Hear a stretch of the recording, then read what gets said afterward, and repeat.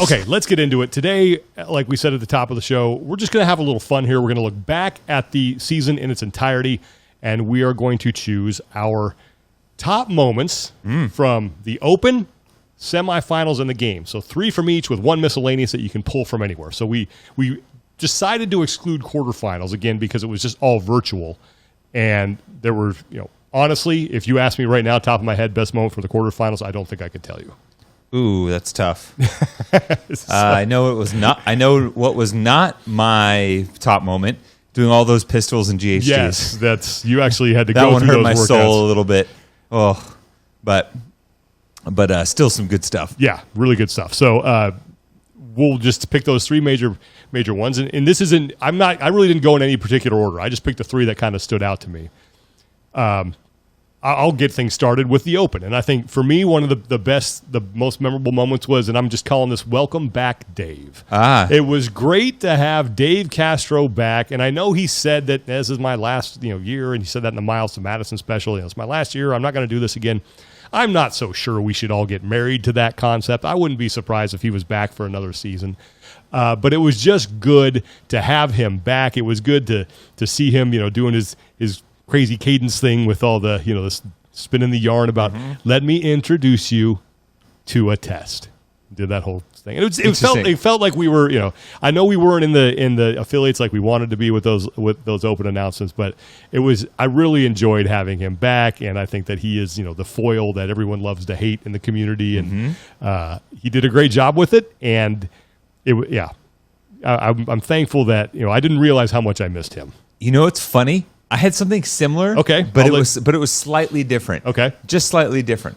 And I called it turning on the announcement, because for the first time really in a few years, because I was not involved in the Open announcements this year, I was at home watching them, getting ready for that first Open announcement and turning it on. And seeing the production and seeing you guys on air again, covering all that, seeing Rory, seeing you, seeing new people as well, was just like, okay, all right. It was honestly like a huge sense of relief, if I'm being honest. Just to know that, like, even though this was going to be a little bit different than in years past, like you said, this is pointing the ship at the direction that we want to go to. And that was coupled, so I'll combo it here, that was coupled with then getting those wall walks and doing those wall walks together. Yeah, that was fun.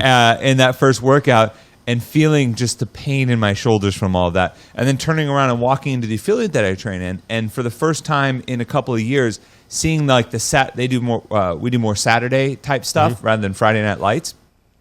And seeing the excitement for people doing the Open again and getting together on a Saturday again, which is something that hasn't happened in a few years. And it was one of the reasons that I was drawn to that affiliate in the first place.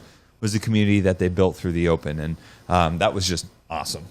Okay, so we're both kind of on the same page with our first one. So my second one, and again, no particular order here, but one that really stood out to me, and this is also has to do with one of the announcements. I'm calling this one Panchik on Panchik violence. I thought it was great seeing all 3 Panchik brothers there, and it was, for me, honestly, it was the announcement itself was cool just to see the 3 of them throw down. But I also got to interact with them a little bit. Behind the scenes, I don't think I'd ever talked to Scott that much in person, and there's like a theme here that we'll continue on later, but I really enjoyed getting to know him, really enjoyed getting to know his brothers, loved watching them interact in the way that they treat each other. They're just all 3 really good people, and got to have some sit-down interviews with the 3 of them separately, and it really, I always knew Scott Panchik was a good person. I always knew his brothers were good people too, but it just really solidified that for me. And it was fun to have a 3-person competition. And what was a really cool, 2-part event to close it out. So I thought that was a really good finale and a good way to put a bow on the new 3-week Open. So I have something similar, but I'm going to go in sequential order here. So my second moment, I'm going to call Emma Carey wins. All right. So 21.2, Emma Carey wins that open workout worldwide. And the reason why it was so significant to me is I did that event in Vegas with that Underdog Athletics crew. I went there. I flew out there with Marston and Heber and Julian. We all threw down with all of them, and I got to see this like lion's den of amazing athletes tackle this event, and one by one see like Danielle and Carrie and Bethany and Tola and Matt and Nico Badarte and all these people just smash this test. And then, me, Heber, Marston get smashed by that test. And shout out to Ashley Kotler, Justin's wife, who did it as well. And I might have been her first getting back on the horse, competitive style workout. And it was just an awesome atmosphere. And then what do I see? Just is this 17-year-old young woman just beating the brakes off of this test, and coupling with how I felt after that, doing that one, and then seeing her smash that, it was like I don't know, it's hard to describe. It was like seeing an alien come down from and just being in complete disbelief. And I'm like, how is this young woman so fit and doing this event so casually? Because go back and watch the footage. She looked great through most of it. And that was when it was a reframing moment. Like, if 17-year-old women are this good at something like this, where everyone else feels that bad, then we're going to need a bigger boat. That's a great segue into my third one, because mine is it's more of something that happened over 3 weeks than just a moment. And it has to do with Emma Carey and Mal O'Brien. And I just put their two names down because I had heard about both of them. I knew their names going into the Open. I was like, oh, yeah, okay, they must be very good. But then I saw what they were doing, and I realized the people who were telling me about them, and I said this in Miles to Madison, were not giving those two enough credit. I could not have been more impressed with the performances that the two of them put up throughout the Open. And it was the first real notice that I had that, okay, I need to pay attention to these two. They are something special. And to your point, if they're just 17 years old and putting up these scores in the Open, look out, because they are far from hitting their athletic peak as far as just maturity goes. They are going to get better here in the next 6 and 7 years. And what is that going to look like? Because it's Emma was scary on the event you talked about, and then Mal the following week. And even the first week where she beat the brakes off of Carrie Pierce by a minute. Yeah. That was nuts. Yeah. So I was super excited about what we're going to see from those two. And then, but still tempered a little bit because I wanted to see them do it in person. Mm-hmm. For sure. Yeah. Because Emma's time beat Brooke Wells by 1:30 in that event. She beat Haley Adams by 59 seconds. And these are two women that, you can just basically bank on being inside the top 10 this year. And she's beating them by a minute to start. Mal, like you said, Mal beat Carrie Pierce by a minute on the first one, and then she comes right back and finishes second in 21.3, second by 1 second to Tia-Clair Toomey. And you're just kind of shaking your head, are we in the Twilight Zone? I know. What's going on? And that was just a fun way to really kind of ramp up the competitive season, I thought. So those are my three. So we'll go into your third one. So we kind of flip-flop there. My third one I'm titling "Big Brother is Always Watching," and to steal an Orwellian quote from 1984, seeing Scott Panchik specifically on 21.3, just be like, "Nah, boys, Bubba's got this. I'm gonna take care of this one." And his time of 7:57, and I don't think people realize that how difficult this is to do. To have a top-level performance in the Open announcement specifically is incredibly difficult because you're given a very short turnaround. You're basically given time to warm up as far as building a strategy, and you're asked to go out there with very little information and perform pretty much before anyone else has ever had any sort of feedback or time to dig into this. And Scott finished in 7:57. He ended up redoing it and dropping 9 seconds to 7:48, which was a top 10 score. But his 7:57 time off the first crack in an Open announcement would have still been good enough for 11th worldwide. So with nobody else's feedback, nothing else, just roll out of bed fit, he would have been 11th compared to everyone else's opportunities to give their best crack to it. And that's incredibly impressive. And I think that's part of what built this season into something that could have been so special for him. Yeah. Yeah. That was that last workout, man. I always hate this is why I miss kind of watching Roboz do it live, because you get a skewed picture of what that test is going to be like when you watch those guys do it. Obviously you understand that they're much better than you are, but man, that workout killed me. I had such an unrealistic vision of what I thought I could do. Like, oh yeah, I'll definitely get into the bar muscle ups, and I did, but I didn't get as many as I thought I would. But that workout was just awful. Go back terrible. and go back and watch that open announcement and the speed with which all of those pan chicks are doing those final thrusters. I'm like, I can't do thrusters that fast fresh, much less, actually trying to do it at the end of that test with all that squatting. That one made me sore for so long. That was bad. I was feeling that for days. It was, oh my gosh. I mean, in the 30 bar muscle ups, I think Scott did like sets of 10. That's or offensive. like 12, 10, 8 or something, something that was offensive for sure. But it killed me. Anything, before we move on to semifinals, anything that almost made the cut for you or didn't quite make the cut? I tried to separate myself from my personal performance. I was really proud. One of the most proud I've been at the lifting complex at the end of the competition. So the 21.4. The deadlift clean, hang clean, jerk. You can go back to my Instagram, and I almost just messed up royally on that last one. I was really hoping for anything. I remember everyone being like, oh man, the weight's so much heavier than you thought. People were getting like 30, 40 pounds less than what they thought they were going to get. And so I remember telling my goal to like Marston or Heber or someone like that and being like, yeah, I would love anything north of 260. And everyone just kind of like, we've already did it. Like, we've already done it. Like, good luck. Yeah, no chance. And then so to like strap up and at the end of it all, have an opportunity to hit, I got to go double check now because I've actually forgot. So the complex was deadlift, clean, hang clean, jerk, and I accidentally and very dumbly did deadlift, hang clean on my final lift, and everyone went. Shout out to everyone on the everyone in my gym.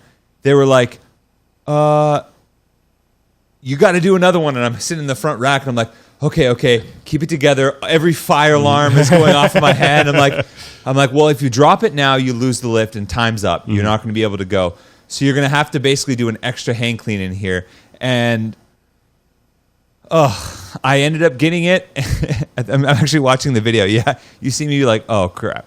But I basically got the weight that I wanted, doing an extra hang clean, and then I think I had two. I'm looking at it now. 185 plus 277, I believe.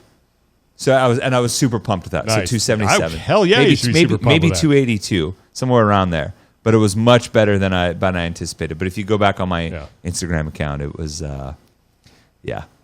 Right. Yeah, it was cool watching you get to the quarterfinals, and then you went through the age group online qualifier. I did them both. I'm not a busy man. Notice you said busy and not smart, because that was quite apparent after doing both of those. Okay, let's move on to the semifinals. Now, you want to start the semifinals because I started the open? Yeah, I will. Okay. I will. My first, and I'm going to go in sequential order too. Okay. Is the MAC men's snatch event? Okay. That we got to open up basically our individual competition calling together, and that final heat was just absolute fire. Watching 300-pound snatches just go, I've said it in the broadcast, it's just raining 300-pound snatches out here. And It was so like the energy in the arena was like it was so good to like be back in live competition there, and that was like our kickoff. So then to see the athletes tap into that again and go boom 300, boom 300. It was like Hopper hits 300, then Zach Watts hits 310.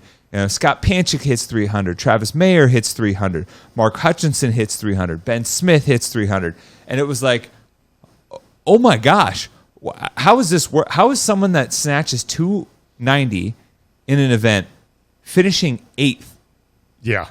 At a semifinal, at a qualification round.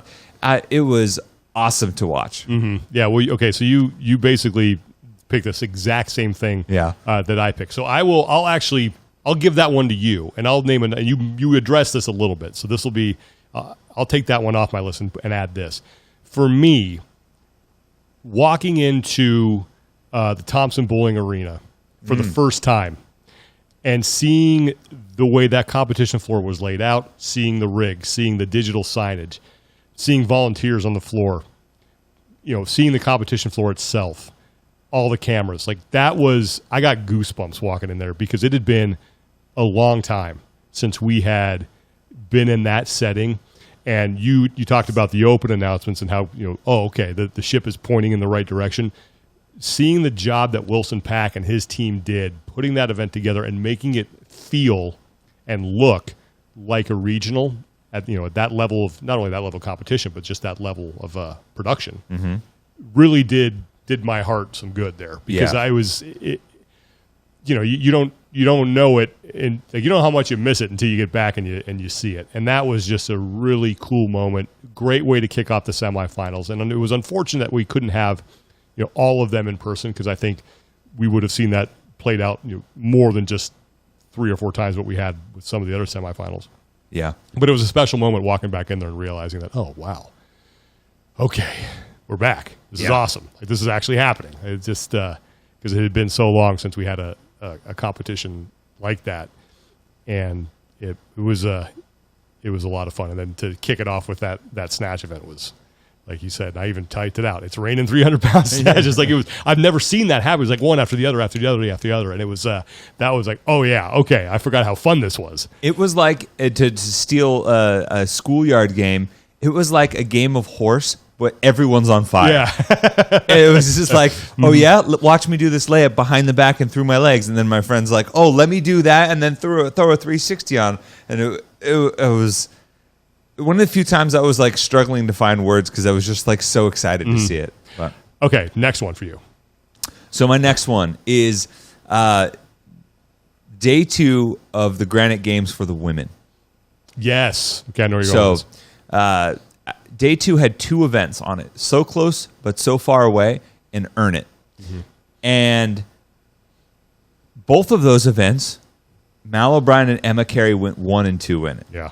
So I had a chance to test So Close but So Far Away the day prior.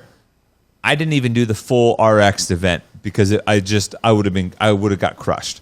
So refresh my memory. Was that the thrusters, the dumbbell thrusters in the running, or was it? So that was that was the night before. And then there was this was the handstand skier. So that was Earn It to close the day. So Close but So Far was the muscle up, front squat or squat clean. And the burpees over the bar, and then the torque tank push. Right. Okay. That's it. And I watched Chase do it. Mm-hmm. I watched Dan Bailey do it. I did a very heavily scaled version of it. And then I watched Mal and Emma just come out and torch this event. Mm-hmm. They finished 7:46 and 8:01. Mal was, you look at the other 4 games qualifiers from that event. She was 2 minutes faster than Ariel Lowen. She was almost 4 minutes faster than Alessandra Pacelli, and 2.5 minutes faster than Carolyn Connors. She absolutely destroyed that event. Emma was right on her heels about 15 seconds, and then we come back and Earn It. And the face, like, the Mal 1000 nickname, I saw that come out for the first time in that Earn It event. She came out like, I am going to win. I'm going to dare everyone to even come and try and come close to me, and I'm just going to blow this out of the water. In a sub 6 minute event, I mean, she wins by she beats Alessandra Pacelli by over a minute. She beats Ariel Lone by about 40 seconds. She beats Carolyn Connors by a minute. She beats Christy Aramo O'Connell by 1:15. I could not believe it. Emma Carey was about 14 seconds behind her. And after that, I'm just sitting here. I just watched two 17-year-old women who can't even vote in our country yet just lay waste to the field in the day 2 events. When it was Saturday, when there was like the pressure was on to make a move on the leaderboard, and it was hot. And they just knocked it out of the park. I was crazy impressed. Yeah, for me, that was when all doubt sort of left my mind. It's like, oh, okay, they are definitely for real. And all I needed to see from them out of the Open was, can you do this in person when it's not at a time of your choosing, not on the field that you set up, not with your equipment, not in your gym with some of the best in the world around you? And the answer, especially on day 2, like you just alluded to, was an emphatic yes. So my second one that I'm going to talk about, this goes back to the MAC because that was the only one I was able to attend in person. Jason Hopper, man, it was fun to watch. It was cool to see a total unknown in his first attempt at I believe it was, I think it's his first attempt at any sort of qualifying event. Yeah. Go out and do what he did. I had people tell me, watch out for this guy. And I've had that a lot. I've had a lot of people tell me, well, watch out for this person, watch out for that person. And more often than not, that does not play out the way that I think those people thought that it was going to play out. Maybe that person does well, but not as well as this. Yeah. And the people who told me about Jason Hopper were dead on. I mean, he, second in 8 mile, which was the 1 rep max snatch. So 300, and he finished second. Tied for second. That's crazy. Then he goes out and wins the next event. So he's your overall leader after day 1. Follows that up with an 8th place in Gretel. And the only reason that wasn't higher is because he made an error in one of his transitions. Yep. He could have been top 3 in that. Then he wins Inception, which is the longer event. And then it was that Tri-Wizard Cup where it's like, okay, is this for real? And he went out and smashed that. And I remember he crossed the finish line, didn't even look tired, waved to the crowd. And the thing that I think that impressed me the most about him, and you and I talked about this during the broadcast, is like he never looked like he was out of place. He was new. He was a rookie. You would expect maybe some wide eyes. You would expect him to maybe look out of place, but he looked absolutely like he belonged, and he looked like he expected that to happen, which is rare for any athlete in his first attempt at qualifying for the CrossFit Games to do that. I love the fact that his fans just had T-shirts, white T-shirts with his name written on it. That was, we have not seen that. And they doubled down at the games, too. They had white T-shirts with his name on it, but they were actually like printed, I believe. They were nicer. Yes. But real nice. That was Got it at Walmart. That was a lot of fun, man, to watch him do that. And I think he was a victim, and I fell into the trap of maybe setting the expectations too high for what he was going to do at the games, because you look at the field that he beat, and there were a ton of heavy hitters, guys who, hell, the fittest man on earth was there. Yep. Justin Medeiros, Scott Panchik was another guy he beat. Travis Mayer. So he really was impressive, and I just loved that sort of like, where did this guy come from? Because again, we have not had that in that setting in a long time, and it was fun to be part of that again. Yep, 100%. All right, so my final one, I'm going to call this the West Coast Ruck. And you'll notice the theme, because I had some personal experience tied into this one. So at the West Coast Classic, they did the Ruck event from the games, but with a twist. You had to pick up sandbags on each lap. And I had the distinction of testing it the day before as well at the same time frame that the athletes would be doing it, because it was going to be very hot. It was in the city of Las Vegas. And so that meant that we had to make sure that, it wouldn't be too hot and we could test the time of day. Had a little bit of a bet with our good friend Brian Friend. Yep. Got back on the 1-game win streak. He had won the disc golf match the day before, so had to get one back in the fairway. Ended up beating him there. Beat Chief Keef in a foot race to the finish line when he tried to sneak up on me, and then got to watch the athletes take part in it and have a personal tie to that, as we were calling that event. And I thought that event was important because we saw Bethany Shadburn just blow the field away, and that kind of like reminded everyone, all right, she's coming to play. And we got to see Cole Sager just reel in the youngster James Sprague, who led the entire way. And then Cole just said, too soon, Junior, and hit the jets and passed him to get the event win at the finish line. And I like seeing past events show up and trickle down to the lower levels, and getting to see how athletes adapt in those regards. And then, getting the honor of getting able to test it out as well with that crew that got after it. And that was just a really fun event. And that's one of those ones where there aren't very many games events where you can say, like, I've done that one. And I got to do that one. And it was a blast, and then get to see it play out. I was glad I did not have to do that one. That is not bad. How hot was it there? It was like 115 or something ungodly, right? Yeah, and we had to do it at like 7 a.m.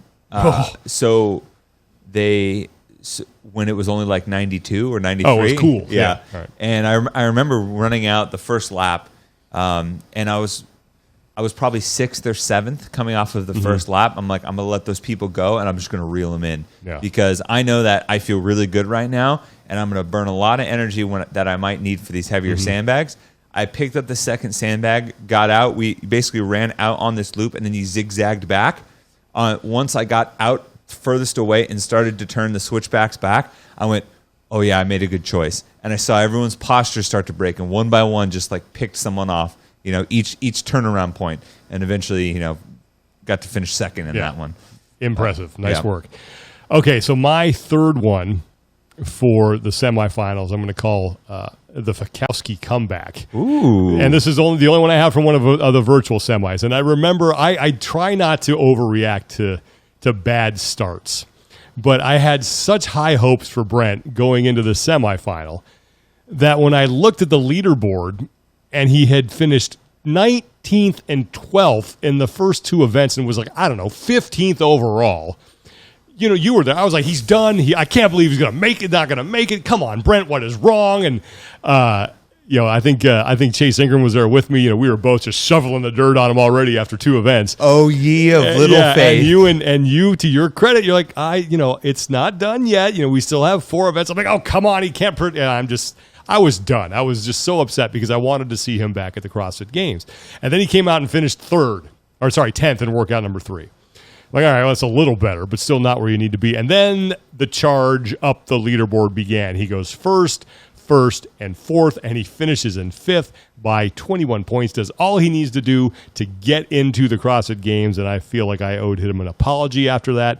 But it was cool to see that, he still had the fastball and then proved it with what he did at the CrossFit Games. But I was just like, man, this guy cannot compete virtually. He's a hell of an athlete. He obviously has plenty of fitness, but in a virtual competition, I don't know what it is, but he goes 19th and 12th, and we're not going to see him in the games. I was upset. I was visually shaken by this. And then the comeback happened. I went, I should not have hit that panic button. I screenshotted our conversation from that one and sent it back to you and Chase afterwards. And just wrote, this aged well. Because you were right. You guys were like, let the dirt shower over you. Chase was picking out the flower colors for his funeral. I'm like, guys, he's going to win 2 of these next 4 events. And Chase is like, there's no chance. And I'm like, all right.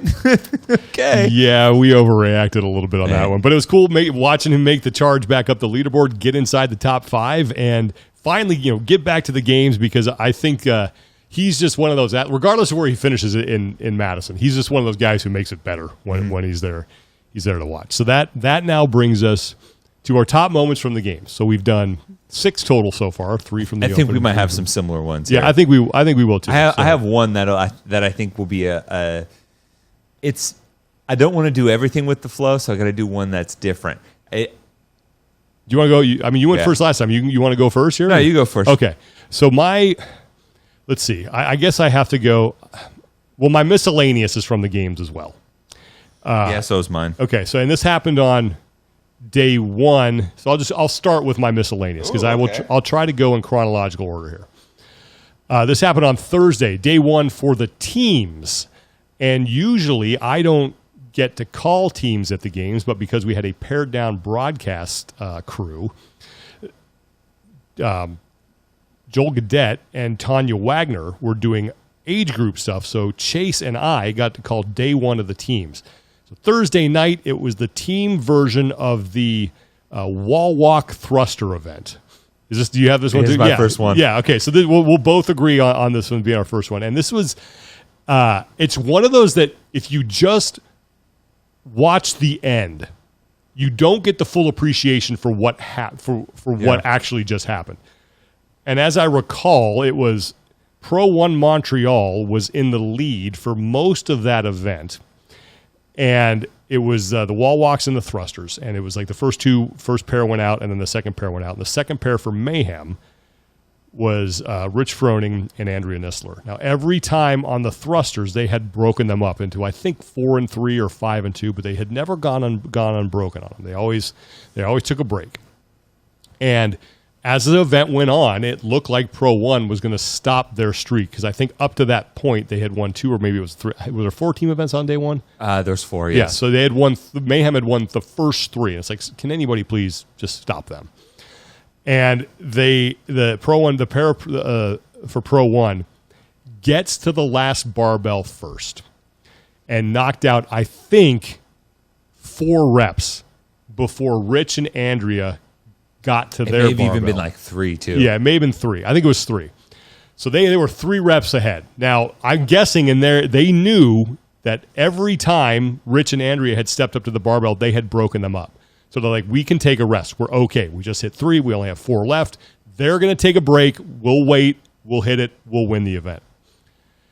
And Rich and Andrea step up, grab the barbell, and I think he kind of gave her a look, and she nodded, and they got to 4, and I'm thinking, okay, the barbell's going to come down. Then they got to 5, and they were not, it was not moving, it's off their shoulders, and it was very clear they're going to try to go unbroken. The crowd knew, too. That's the best part. The crowd was, like an educated crowd understood the grab, and they, after the 4th rep, they immediately stood up, which was awesome. And that's why, again, you have to watch the entirety of that event to fully appreciate the effort, and we talk about the Froning effect, but Andrea Nissler deserves the lion's share of the credit, because she was the one who was struggling a little bit on those thrusters, but she gutted it out and was able to do 7 straight. Mayhem wins.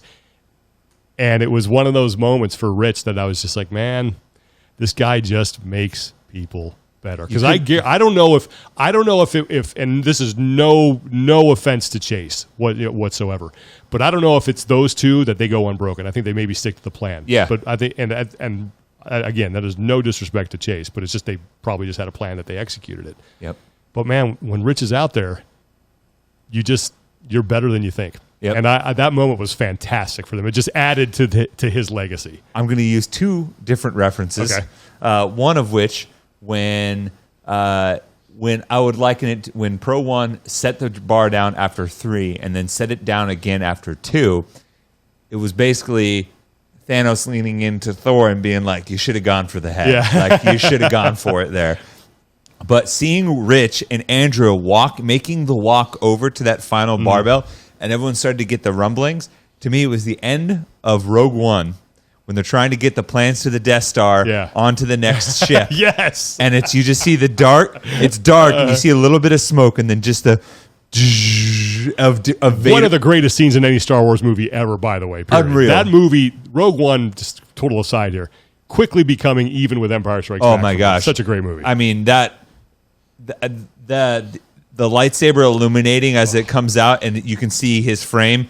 There's so many inappropriate euphemisms for all the people that were watching that. But that was like, oh my gosh. Yeah. And that's what you knew. You knew it was over. Every person in that loading bay was gone. Yeah. And just like when they stepped up to that bar, you just knew. It was like, this is gonna end well for Mayhem. And they delivered. It was, to me, that was the we're back moment. Yeah. That was, we'd had some outdoor events. We're coming back into the tennis state,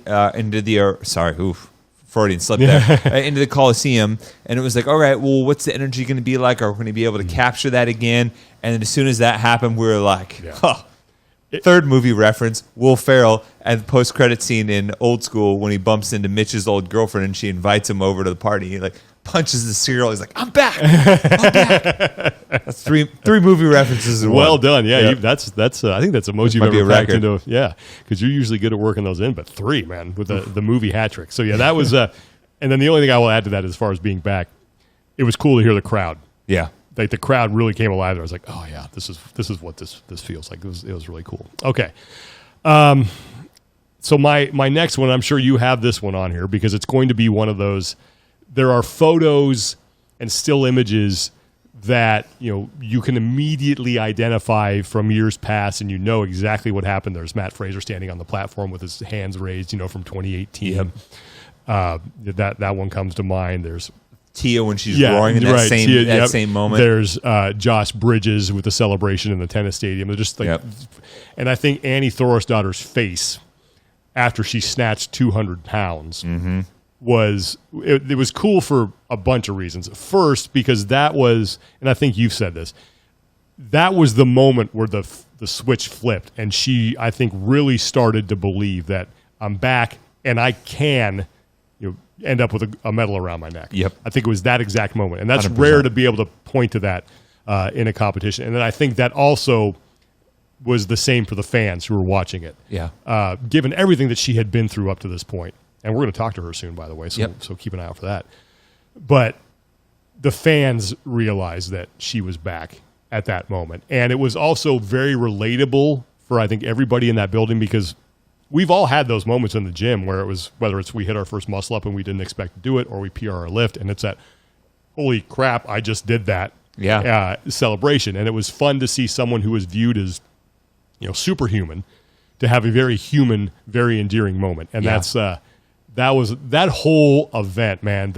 The 1 rep max snatch for both the men and the women had, obviously it was it had the really dark spot with what happened to Brooke Wells, but there were some really cool moments there, and it was a lot of fun to watch. And I think it was a great way to close out that day of competition. And did they close out that day? Yeah, they did. It was but that's when I'll never forget the look on her face. I had that one too. Yeah.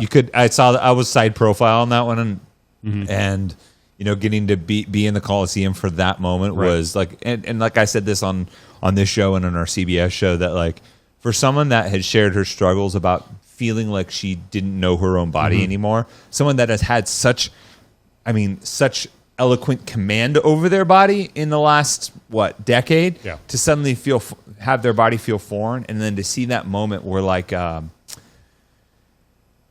it's kind of a trope anytime there's like black and white in a movie when like the color comes back, right, like in, was that Pleasantville, was that and like the color comes back, and they're like, oh my gosh, that was like the time, that was when the color came back to Annie. It was like she like was like, oh yeah, I am Annie Thorisdottir. This is me. This is the person that I've been. This is my body. This is the I'm capable, and all those things that come behind it. Affirmation wise, and the photos are just from that are amazing, and it was so relatable too. Everybody has been like just threaded one, and you're like, whoa, how did I end up here?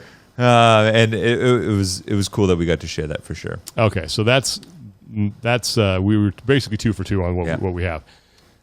This one for me, this will go back to the Open, because again I got to get to know Scott Panchik a little bit better than I knew him, spending some time with him and sitting down with him and stuff, and then we interviewed him a couple times on this podcast. But his last. I'm just calling it Scott's last ride. His last time on the competition floor, and I didn't expect it to affect me the way it did. And Chase and I were holding it together. We were doing fine until he crossed the finish line and embraced his daughter, and that's when we both, legit kind of lost it. Like I looked over at Chase, and he was. He had to I think he had his like headset his mic was swung away from his face, and he was drying his eyes. And I'm going, okay, you can't talk right now. I don't know if I can talk right now because of how relatable for me that, like, if this were 2 years ago and I wasn't a dad and I saw that, it still would have been impactful. But I could very easily put myself in his shoes. And I saw how happy he was and how proud he was and how that moment he shared with his daughter. And it was so cool. And I started getting a little misty, and it actually worked, because in that moment when that's happening, when he's hugging his parents and his family, and the crowd's going nuts and saluting him, and he's got that moment with his kids, like, what are you going to say? Just shut up. Yeah. Just shut up. And so I was forced to just shut up, which I would have done anyway. There's 400 pounds of man misting up in the booth right now. We got a little emotional for that one, but I know it was not the end that he probably envisioned when he first started CrossFit. Like, I know he wanted to go out when he, being on the podium with a medal around his neck and celebrating. And I really thought that's how he was going to go out this year. But then the whole thing with the knee happened, and that derailed that. But I think he will look back on this, and I think that will be probably, I'm guessing, the most special moment of his career. And I was so honored just to be part of that and to be able to watch it from the vantage point that I did, and to have a front row seat to it. It was super special, and certainly one I will not forget. I'm torn. Okay.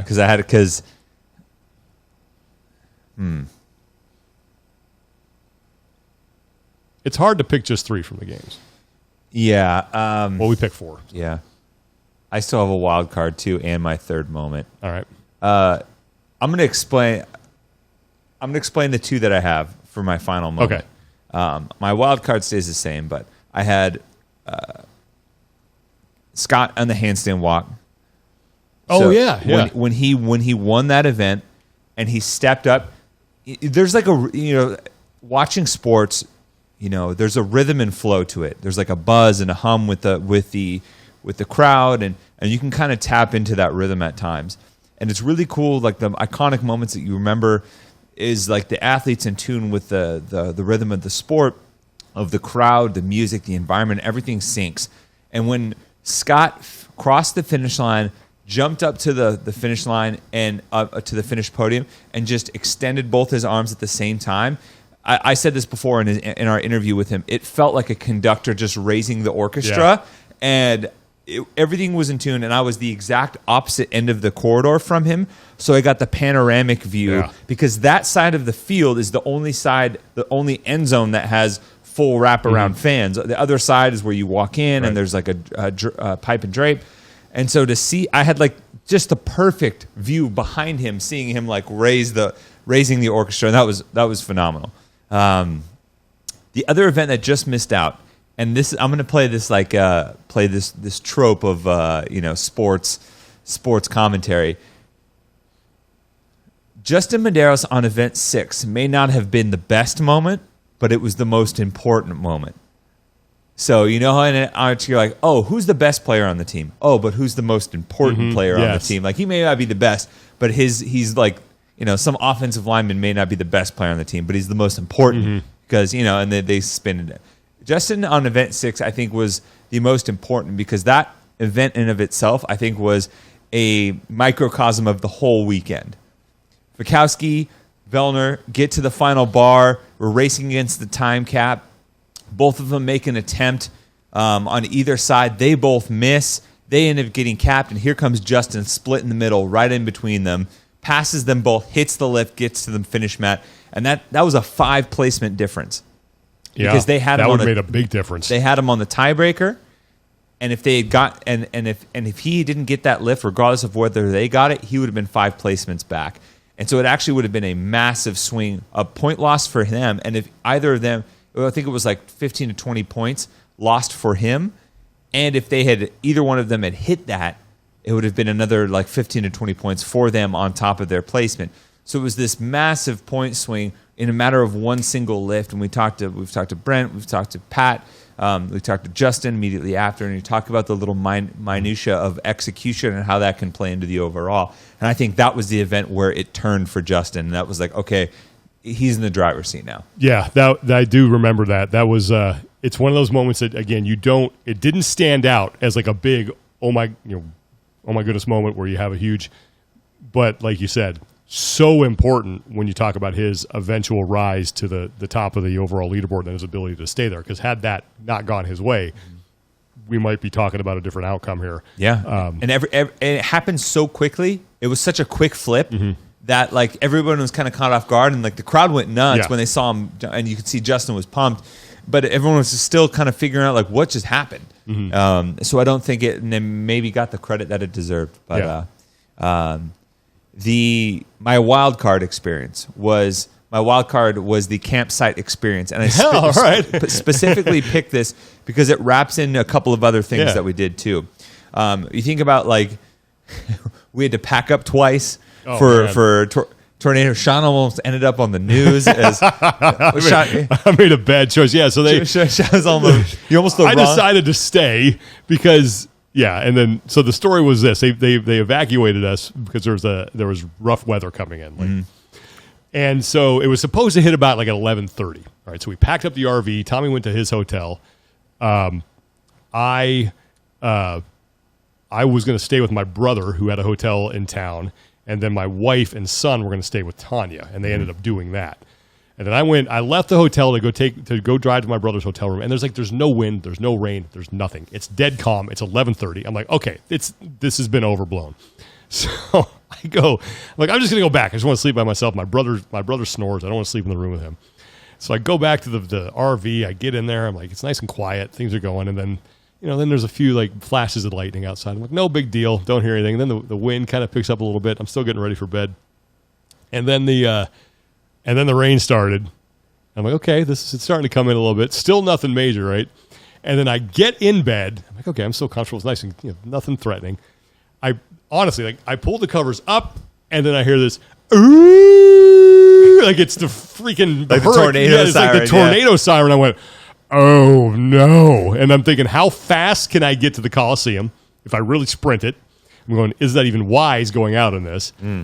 And I'm thinking, okay, I'm going to wind up on the news. I'm going to be the guy, God willing, that's the worst thing that happens, that I'm on there just saying what the tornado sounded like. Yeah. But luckily it passed in 20 minutes. I was good to go. And so that was my brush with the tornado. You were almost on the wrong end of a Florida Man headline. Yeah, exactly. Out there in nothing but my tank top or something, like shirtless with a messed up. Yeah, it would have been bad. Yeah, and just in. Like I took a step back and thought about the entire experience of the campsite for us this year. There were moments where like I felt we were recording and people were coming and collecting around, and that was like the kind of environment that I was hoping for when we kind of envisioned what we wanted when we were recording live in person, having people coming hanging out and feeling comfortable, just coming like chatting and socializing while we recorded and did our thing. We got to catch up with Rory and Pat. We got the champions interview with Justin right afterwards with his family. We were right next door to the Medeiros family. Got to spend all weekend, with them as well, which I think I'm going to wrap in that moment of Justin crossing the finish line and getting to be with his family in that moment, because we got to debrief that with them after the fact. So that's why I didn't include it in my moments. And just in general, I felt like it was a step up from the campsite experience a couple years ago, and it was just a blast. Even though I knew it was like a bunch of extra work, we didn't have to do it. It was still an experience that I looked forward to at the end of the day, sitting down, debriefing the day, and just getting to share that moment with other people. Yeah, so shout out to my wife for getting that RV set up too. Yeah. Great job, babe. That salad she made the first night, one of the best salads I've ever made. She was like, you made a salad out of RV food better than I could make one at a restaurant. That was amazing. So my final moment, I did include the Justin Medeiros being able to greet his parents, because to me that brought together a bunch of different stuff. It brought together the gravity of the moment and him getting to celebrate and being crowned fittest man on earth. And it also, I didn't know this until after the fact, it is also a testament to the community and how supportive that the CrossFit community is of one another, because apparently the people who had the tickets to those seats sought out Justin's parents and said, we want you to be down there to be able to greet him. And Justin didn't know they were going to be there. So the fact that someone would give up those seats for that huge moment and make sure that they did it for Justin's mom and dad, and then to have, that great march down the finish line where you knew Justin, like, here it is, he's going to win it, like he's the fittest man on earth, and then be able to cross the finish line, see that genuine reaction, and then he just realized that his dad was there. And then the thing that gets me when I watch it, gets me a little, emotional again, is seeing his father's reaction to that. Because I was able to, we hung out with, my wife and I and son hung out with the Medeiros family a couple weeks after the games. Mm-hmm. They were here in town and invited us to a barbecue. And it was just fantastic people, man. We had a blast. Oh, yeah. But I told his dad, I go, man, I cannot imagine how excited you were. Like, I get excited when my kid gets a full spoonful of food in his mouth. Like, that's a big deal. Like, to watch this, I can't even imagine what that must have been like for him. And it was a great moment for all the right reasons. Yeah. Not only the fact that it was just a cool celebration, but everything that led up to the point that made that happen. So that's my last one. Yep. Epic. I think you're done, right? I'm done. Okay, yeah. So that's it. Those are our top moments. We'd love to hear what you guys think. What one that almost didn't, that I wanted to put in there, but it's more I couldn't, because in the whole scheme of things, it was a great moment. But was Mal O'Brien, her victory on to close out day number 1 on the wall walk thruster workout, and that's another one that if you got to kind of go back to watch the whole thing in order to appreciate the end, because the whole time, man, Tia was breathing down her neck and she did not blink. And it was just another reason why I think Mal O'Brien someday will stand atop the podium at the CrossFit Games. Man, you talk about Mal 1000, that was it. Woo. Was there any that you had on there? It was tough. It was tough to pick a moment for Laura, because I felt that was particularly important. Oh, yeah. See, that's the problem. Like, she got lost in the shuffle because of everything that was happening around her. She had a hell of a performance. She closed the final event just a little bit behind Tia. Tia wins it. She finishes second. I feel like that characterized the weekend. Mm-hmm. There was another event 7. They finished 1-2. She did win event number 5, which was cool. But it was just, and I hope we get to talk to her soon, because she deserves a ton of credit for that weekend as well. I think Guy in the snatch was super fun, man. That the commentary from Royce Dunn that Rory gave us, how Royce was just I felt like I was playing with the single chess piece and was just moving it back and forth, and they were closing in. There was some good stuff for sure. Yeah, I forgot about Guy. That was a great event. That because that was another just genuine show of emotion from a kid who, realized that at that point, okay, hey, I have arrived. I'm here, and the interview was fantastic. It was not. It was just an outpouring of emotion, and I love to see that. And we got that a lot with a lot of the interviews that the adaptive athletes did. If you go back and watch those, that was a blast too. Yeah, for sure.